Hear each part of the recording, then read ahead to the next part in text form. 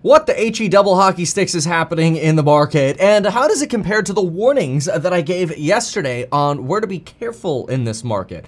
Let's talk about that, in addition to what is retail doing? What are retail buyers doing right now? Are they capitulating? Is that why we're at the 0% Fibonacci? Let's talk about that. We'll talk about crypto and the Biden administration. We'll also talk about a U-turn happening in Ukraine. We'll reiterate and check in on how that Fed U-turn is playing out. We'll look at fears in general and really see what's driving the market, in addition to checking out a brief overview of what I'm doing. Now, if you, of course, want specifics on exactly what I'm doing as I re-enter the market or yield farm, right now I'm farming about 10 to 14% yields on certain options. I'll briefly talk about those later. But if you want to know exactly why I'm making some of these moves, or have questions about them, or you want to see the logic behind them, why I'm making certain decisions based on the data that I see, well, check out the Stocks and Psychology of Money program link down below. You get to talk with me in our private live streams every morning that the market opens up. That is not weekends, so during market open days. And use that coupon code because the price of the programs does go up about every 2 to 2.5 weeks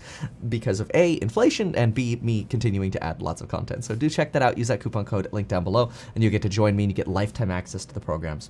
All right, so let's talk first about what's happening. And then we especially got to talk about what retail is doing. So right now we're once again hitting that 0% Fibonacci line on QQQ. We're actually a little bit above the 0% Fib line on the SPY right now, but I want to watch the QQQ here because now this is the third time we are revisiting the 0% Fib line. We revisited it once. Well, we first visited it on January 24th. We broke below it on February 24th and broke below it again on March 8th. But we're back to that 0% line. Why is this? Well, it's because we're starting to see some fear subside.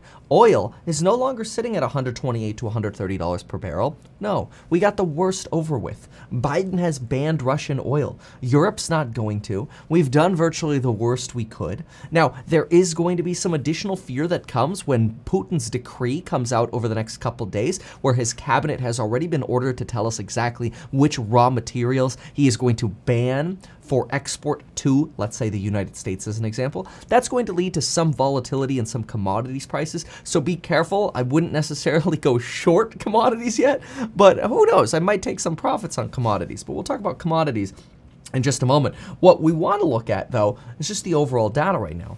Oil down, interest rates up, the 10-2 has steepened, lower odds now of that recession, right? And the 5-year break even, which is the market's expectation of inflation, has finally plummeted this morning. Now, it's still at a record high, but we had an inflection point down. And this is a sign that we went a little bit too broad with fear. And quite frankly, if we go just a week ago, the 10-2 at 27 basis points and oil at 112 is still really freaking scary.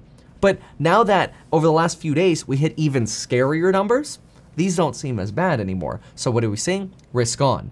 And we're seeing moves into the same kind of crowded areas where we've been seeing moves, but we're also seeing some moves away from crowded commodities and energy trades. And this is literally what I warned yesterday when these commodities were at peak.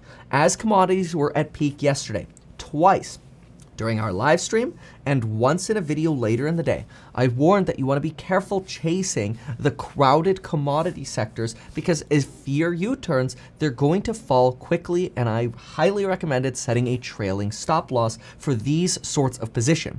Now, I'm not recommending setting trailing stops for uncrowded trades. Tesla's actually not terribly much of a crowded trade right now. So now, while I can't give you financial advice because I don't know who you are or what all the details are of your financial portfolio and picture, I wouldn't be setting trailing stop losses on tech when tech doesn't seem to be as crowded as it used to be right now. Now, that's changing a little bit and will continue to change as we get a reduction in fear. But let's be real. Just because we went from slightly below the 0% Fib line to the 0% Fib line does not mean that fear is over yet. But let's take a look at and understand what retail is doing. So first, retail is not capitulating any more than what we're seeing those dragouts below under that 0% Fib line. And the reason, in my opinion, we're seeing that drag down into some of these lower positions, especially really early in the morning, is because there are probably a lot of retail investors who are getting liquidated, since this week, folks, on Monday, the average retail portfolio went negative. That is, of all the people who have retail trading accounts, likely many of you watching this included, the average person's portfolio went negative. That means now they're losing their own hard-earned money, and that is usually when we see an increased likelihood of capitulation, because now people are losing the money they're actually working for rather than just paper gains that they had and had not realized yet. Losing paper gains is one thing. Losing money you're working for, that's when it really hurts. Now, 5 days ago, in these last 5 days, despite this average retail portfolio going negative, in the last 5 days, retail bought $7.1 billion in US stocks. And that's because even though the average investor is slightly negative right now, the average investor seems hopeful that Jerome Powell is no longer going to U-turn us, Paul Volckering us, and sending us into a recession. Now, the longer-term trend could still be that we see more pain ahead of us. Just because we have these Green Day bumps doesn't mean that green is here to stay. We're clearly on a massive downtrend. And the question is, can we finally break this downtrend? This again, the QQQ with the fib lines removed, and it looks a whole lot less supported. This is when, of course, if we continue to see these drawdowns, when maybe true capitulation could come, but generally true capitulation really requires a lot of pain and big negative catalysts in the market. And right now, retail is not so worried about the catalysts that we have. In fact, retail seems to be buying the dip relatively strongly. Now, what's interesting is they're not buying the dip where they used to buy the dip. They used to buy the dip almost only in technology. But right now, only 25% of the dip buying is going into technology. It used to be closer to 50%. Now, that's because 17% is going into energy, 16% is going into consumer discretionary. This would be companies like, let's say, Etsy, for example, and 8% is going into financials. That energy trade, following the coattails of Warren Buffett, is really something that has picked up a lot of attention. Unfortunately, Occidental Petroleum today, for example, is red. Now, I'm not going to judge anybody on a one-day movement. That would be ridiculous, but we want to be careful. These energy trades like XLE, Chevron, they're getting crowded. In fact, when I look at the retail biggest names traded, I'm shocked that Chevron is the third biggest retail inflowing name. And retail, just so you know, does most of its buying at market open and market close. Here's what retail's buying. AMD, Apple, in this order, AMD, Apple, Chevron, NEO, Bank of America, Occidental Petroleum, SoFi, United Airlines, Microsoft, Uber, Ford, Tesla, Facebook, Delta Airlines, Rivian, American Airlines, JP Morgan, and Coca-Cola. In that order, those are the biggest names that retail are buying. And so why is retail so sanguine? Why is retail saying, you know what, this is our opportunity to go shopping? Well, it seems to be because fear is starting to subside in many different regions, or parts of the market, I should say. First, crypto. We've got the Biden executive order this morning that basically just demands the government study the pros and cons of crypto regulation. In other words, it was a complete nothing burger. And while privacy coins are taking off a little bit, coins like Zcash, and we're seeing Monero go up, 9 and 11 and 9% respectively in just the last 24 hours. I think that's mostly just speculation that people are going to go off exchange or go into privacy coins. And while going into privacy coins is speculation, it is true that people are going off exchange, but this can actually be a good thing for crypto prices, because as people go off exchange, it's a sign that they don't need to trade or want to trade, and that it's usually a sign of more hodling. So it's actually a good thing. We're seeing a substantial drop in the 7-day average of accounts on exchange. So it's a good thing for hodling. Good thing, and it's, in my opinion, why we're seeing Ethereum and Bitcoin and Cardano move up in just the last 24 hours here. Because again, fear is subsiding. We got our report from the Biden administration, and geopolitical fears and other fears are starting to fall. I mean, consider this. Zelensky right now is willing to consider compromises to end the fighting in Ukraine. This is not something that we would have ever heard about 2 weeks ago. Sure, there were negotiations and discussions beforehand, but at no point other than the last 48 hours has Zelensky come around and said, you know what, I am willing to forego ever joining NATO. And that has now evolved into, you know what, I'm willing to consider complete neutrality in Ukraine. Putin's work, his atrocious and disastrous and disgusting work, but still his work nonetheless, is working. It is pushing Zelensky to the point of softening his stance, which kind of has to because Kyiv keeps getting shelled. We literally just had in Mariupol a children's hospital get shelled. You've got hundreds of civilians dying. I mean, this is unacceptable. Men, women, and children are being separated from each other. Families are being torn apart. I mean, it's disgusting what's happening.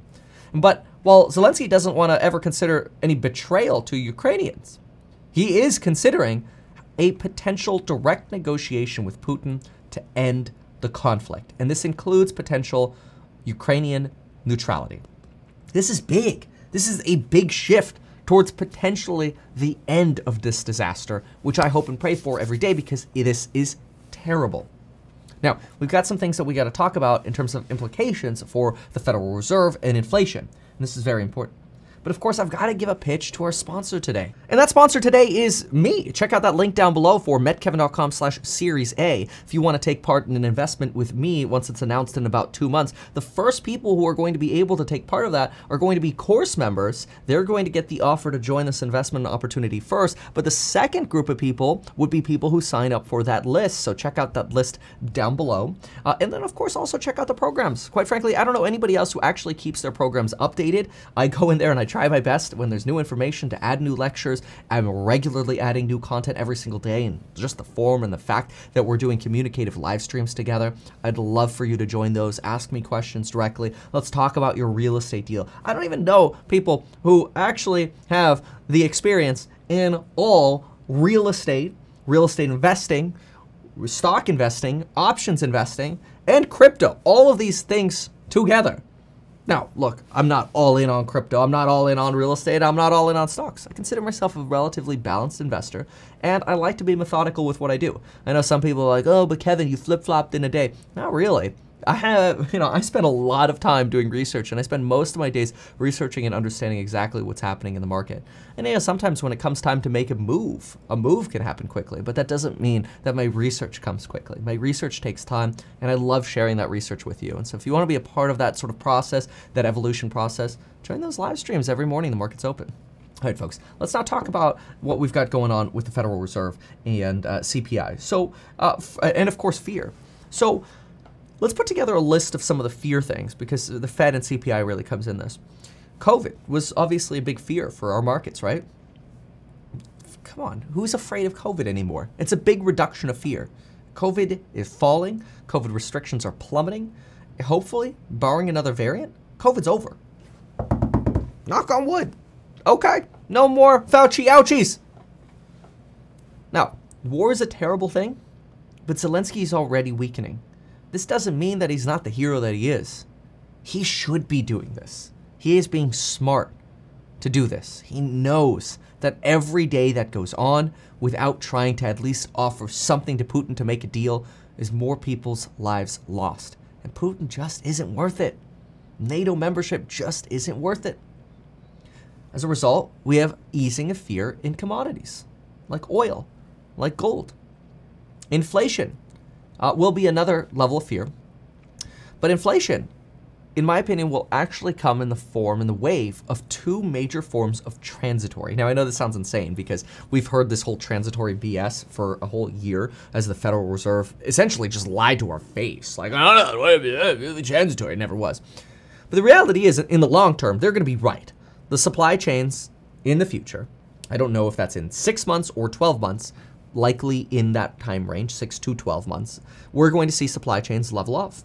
If this is coupled with any reduction in aggregate demand because of global and geopolitical fear, or just because prices have gone up and people start saying no, kind of like they are at Macy's, they're like, no, I can't pay these higher prices anymore. Macy's talked about that in their earnings call. Coca-Cola talked about that in their earnings call. Well, then we start seeing aggregate demand go down, we see inflation come down, and finally that supply chain style of inflation becomes actually transitory. And then we have a second form of actually transitory inflation, and that's this energy spike. These high prices for oil are not going to last.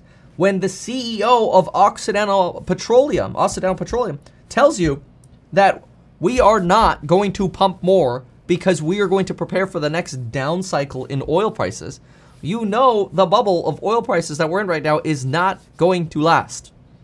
When the CEOs are saying we're not going to bring more supply online because it's going to take us too long and this bubble's going to have popped by then. Okay? That's a reduction of fear. These two levels of inflation. Look, we're going to have a horrible CPI report tomorrow.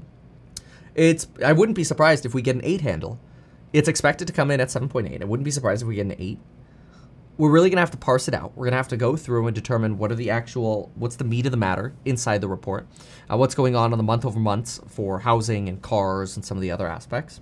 So we're gonna have to do a lot of parsing and understanding of the actual details to see, hey, is that first set of transitory inflation actually transitory, or is it just persistent? Probably be persistent for a few more months. And then the Federal Reserve has told us that they're not gonna rug pull us anytime soon. Maybe after the war is over, they'll rug pull us. But for right now, as Jerome Powell said, his famous words in the last congressional hearing were, quote, "War's a game changer." So all of these things together, COVID, war, commodities, inflation, the two forms of transitory inflation of the Fed, make me actually not very bearish here. And so personally, these are the kinds of U-turns that I was looking for in the market. You know, some people are like, oh, I guess Kevin's thesis was wrong. Only morons say that kind of stuff. Only morons who listen to like every other video or read just titles and don't actually understand context would say that. Because I'm pretty sure, in fact, I guarantee it, when I sold, I said my goal was to find dates of peak fear between mid-January and mid-March, when the Fed meeting is, and invest during those times so that I would be reinvested before March 16th. And that's exactly what I'm doing. So I think sometimes people need to hate because they don't appreciate. All right, folks, check out the programs link down below. Check out that Series A link down below, and we'll see you in the next one. If you want to join those live streams as well, every morning the market's open. I'm there with course members. Link down below. Thanks, folks. Bye.